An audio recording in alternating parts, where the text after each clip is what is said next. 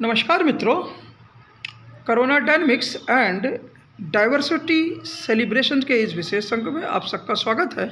मैं हूं Manish Jaiswal. Lockdown physical isolations की वह प्रक्रिया है जो जितना अधिक टफ होता है उतना अधिक हमको इन्फेक्शन कंट्रोल करने में मदद भी करता है। पर इसी के साथ जो नेचुरल इम्यूनिटी का डेवलपमेंट है वो भी बाधित होता है। और जितना जो ये लॉकडाउन प्रशासन के द्वारा टफ लगाया जाता है, तो कहीं ना कहीं जब आर्टिफिशियल वैक्सीनेशन की बात इस दौर में आती है तो यहाँ पे भी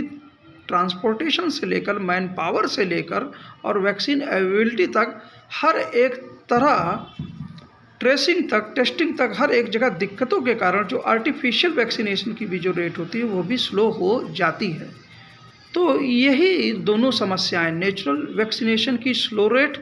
और आर्टिफिशियल वैक्सीनेशन की भी स्लो रेट, जो बहुत ही टफ लॉकडाउन के कारण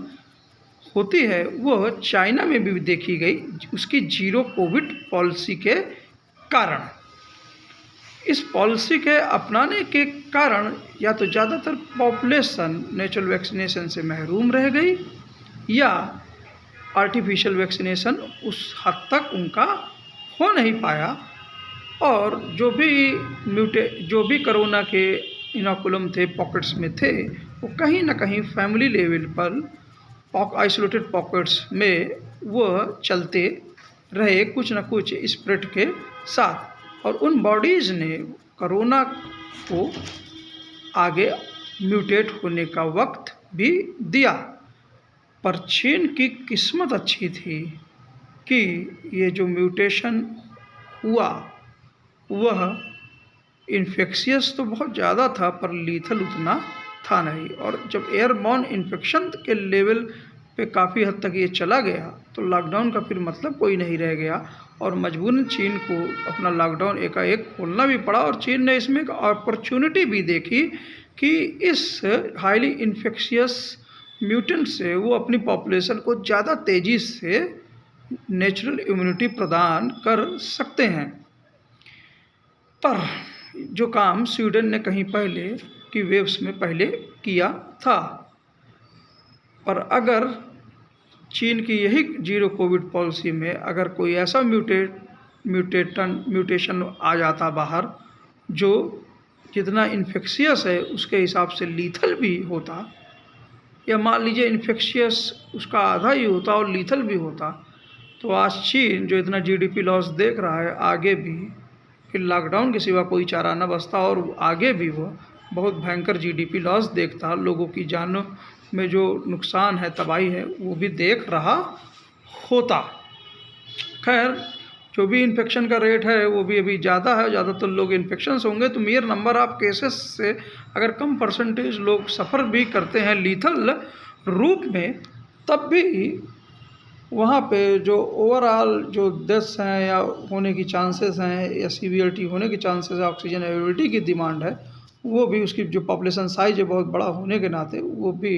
काफ़ी ज़्यादा मैग्नीट्यूड में होगा। खैर, अब इस चीज़ को हम इंडिया से कंपेयर करते हैं। इंडिया में पहली जो वेव आई थी तो लॉकडाउन ठीक चाइना की तरह बहुत ही टफ था, लेकिन डेमोक्रेटिक कंट्री होने के कारण और ख़ुद हमारा जो पॉपुलेशन का डिस्ट्रीब्यूशन है वो गलियों में, स्लम्स में, मज़दूर एरियाओं में और उतनी जहाँ प्रशासन की पकड़ नहीं रहती है, और उस हिसाब से हम चूँकि मतलब कम्युनिस्ट नेशन है नहीं, तो लॉकडाउन जो भी था वह रोड पे तो ज़्यादा दिखता था लेकिन गली कॉलोनी में उस हद तक उतना सीवियर नहीं था। तो कहीं ना कहीं एक बहुत हद तक हमने नेचुरल इम्यूनिटी उस दौरान पाई थी और वायरस की सीवियरिटी भी उतनी शायद उस दौरान नहीं थी। पर जब सेकेंड वेव कोरोना के नवंबर के समय आई तो उस दौरान जो हमने इम्यूनिटी जो भी हमने पॉपुलेशन के एक बड़े हिस्से ने पाई थी वो धीरे धीरे कम भी हो गई उस दौर तक। और जो नया जो वायरस का स्ट्रेन था वो पहले स्ट्रेन से कहीं ज़्यादा लीथल भी था और शायद इन्फेक्शियस भी था, मुझे ठीक से याद नहीं, लेकिन ये इन दोनों ही सिचुएशनों में और लॉकडाउन में चूँकि इतना ही क्या बोलते हैं जीडीपी का लॉस हो गया था, मज़दूर बेचारे इतने पैदल चले हुए थे, उनके साथ भी बहुत सहानुभूति थी, कितने लोग उस पैदल चलने में मर भी गए थे। तो इन सबको इकोनॉमिक कंस्ट्रेंट्स के कारण भी जो दूसरे दौर का लॉकडाउन था वो थोड़ा संयमित था और थोड़ा और मैनेजेबल था, और तब तक वैक्सीन भी आने लगी थी और लगने लगी थी उसके थोड़े दिनों बाद या शायद उसी समय से ही। एक रफ एनालिसिस मैं बता रहा हूँ। तो वहाँ पे भी जो भी जान माल का लॉस हुआ, फिर भी बहुत कुछ हुआ। हू की भी रिपोर्ट है, सरकार की अपनी एक अलग रिपोर्ट है, वो बात अलग है, उनके सरकार के आंकड़े कुछ अलग हैं, और ऑक्सीजन पे भी उनकी राय जनरल हमारी राय से कुछ अलग है।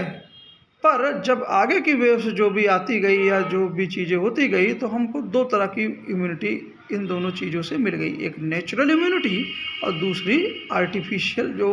वैक्सीनेशन के द्वारा जो तेज़ी से वैक्सीनेशन हुआ। तो इन दोनों ही इम्यूनिटी ने हमारी पॉपुलेशन को, और जो लॉकडाउन इतना सख्त नहीं था तो हमारी पॉपुलेशन कहीं ना कहीं से ओवरऑल जो इम्यूनिटी लेवल है बहुत बूस्टअप हो गई। प्लस देखिए, जो भी इम्यूनिटी आर्टिफिशियल होती है वो पर्टिकुलर स्ट्रेन से संबंधित होती है, और नेचुरल जो इम्यूनिटी होती है वह उसका एक थोड़ा सा डिफरेंट इफ़ेक्ट होता है, क्योंकि वायरस एक स्ट्रेन से दूसरे स्ट्रेन में बदलते समय हम उसको तभी डिफ्रेंशिएट कर पाएंगे जब उस लेवल का बदलाव हो, लेकिन बॉडी उसके अनुसार एडजस्ट करती रहती है नेचुरल इम्यूनिटी में। और दोनों इम्यूनिटी के कारण जो टीके लगे और लगते चले गए, तो ये ज़्यादा इफ़ेक्टिव होता चला गया। ये सब सारे चीज़ें जो चाइना की पॉलिसी थी जीरो कोविड वाली, जो टफ लॉकडाउन वाली, वो उसका बेनिफिट चाइना नहीं उठा पाया। प्लस वहाँ पे जो पोल्यूशन का लेवल है, जो पार्टिकल्स वहाँ पे हवा में हैं, और जो विंड स्पीड है वह भी हमारे देश से कहीं अलग है। जो उनका टेम्परेचर रेंज है वो भी थोड़ा लोअर रेंज में है। तो इस कारण भी जो वहाँ पर जो एयरबॉर्न इन्फेक्शंस तेज़ी से फैलता है, अगर म्यूटेशन कुछ इस तरह से हो जाए जैसे अभी हम देख रहे हैं, डिग्री ऑफ एयरबॉर्न इन्फेक्शन कुछ ना कुछ कोरोना में पहले वाले में भी देखी गई है, कुछ पेपर्स अगर देखे जाए, अगर ज़्यादा नहीं थी। दूसरा, इन पार्टिकल्स पे जब सन्स की रेज पड़ती है और उसमें बहुत से फोटोकेमिकल स्मॉग और इस तरह की चीज़ें जब आ जाती हैं, तो कहीं ना कहीं उनके म्यूटेशन की दर जो एयर में है उसके में भी बदलने के ज़्यादा चांस होते हैं। इसलिए हम नए नए वेरिएंट्स भी जो हम चाइना में देख रहे हैं वह उसकी जीरो कोविड पॉलिसी और प्लस जो वहाँ का पॉल्यूशन है और पार्टिकल के कारण जो एयरबॉर्न नेचर में जो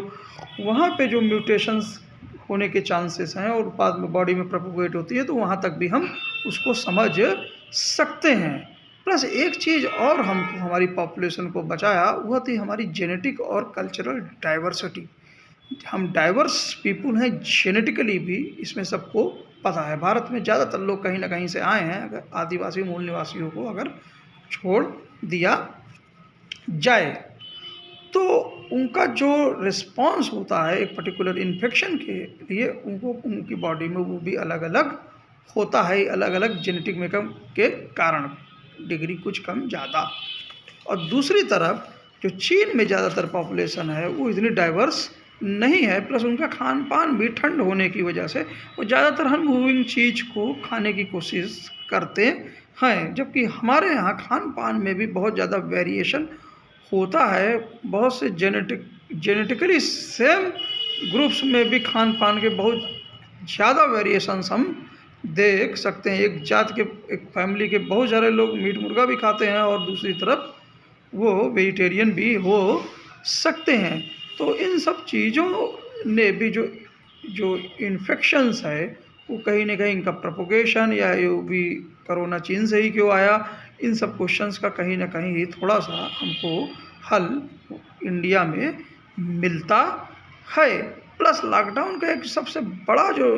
एक आर्थिक तो छोड़ दीजिए, एक इल इफ़ेक्ट ये भी है कि जो नेचुरल इन्फेक्शंस हमको सीजनल होते हैं, आम सर्दी बुखार, उससे जो हमको नेचुरल इम्यूनिटी जो पूरे सीजन के लिए मिल जाती है वो भी बाधित हो जाती है। तो इसलिए हमेशा कॉपी कैट मॉडल जो हम फॉलो करते हैं दूसरे